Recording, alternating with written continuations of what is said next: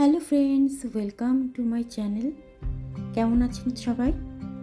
আজ নিয়ে এলাম একটু ছোট্ট মিষ্টি একটা গোলাপ জামুনের রেসিপি।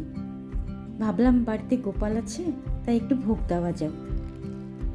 তো ব্যাস, যেই মনে হলো অমনি ভাবলাম যে ঠিক আছে, গোলাপ জামুন, এটা কিন্তু প্যাকেটের গোলাপ জামুন। প্যাকেটটা কেটে বেশ ওগুলো আমি ভালো করে একটুখানি অল্প সামান্য দুধ দিয়ে মেখে নিয়েছি। শুধু সম্পূর্ণ দুধ নয়, একটু তার মধ্যে জল দিয়েছি, একটু টাইট করে মাখতে হবে। দিয়ে গোল গোল পাকিয়ে এবার ডিপ ফ্রাই করে নিলাম লাল লাল করে।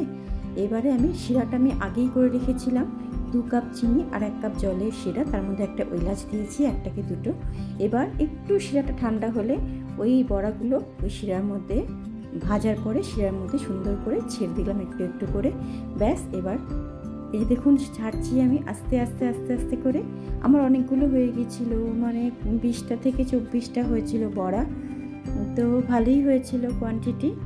তো এবার দেখুন এই যে সমস্ত বড়া ছাড়া হয়ে গিয়েছে। ব্যাস, এবার একটু রসের মধ্যে মিশিয়ে দেবো ভালো করে নেড়ে চেড়ে। এবার আমি একটু ঢেকে নেব, একটা কিছু কভার দিয়ে ওটাকে, লিড দিয়ে ওটাকে ঢেকে দেবো।